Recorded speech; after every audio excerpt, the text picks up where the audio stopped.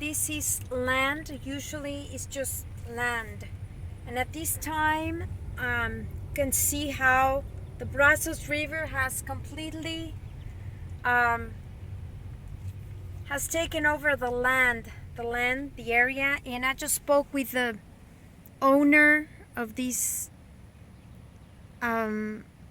storage area, and he says he just got some soil there, and now hopefully the water will not erode it. So this is the corner of 723 and 359.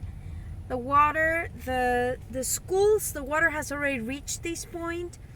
The schools are there, Briscoe and Foster schools.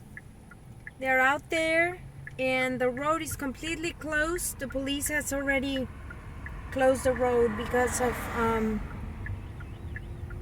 of all these waters. So look how close it is to the road. So hopefully it will not get any higher.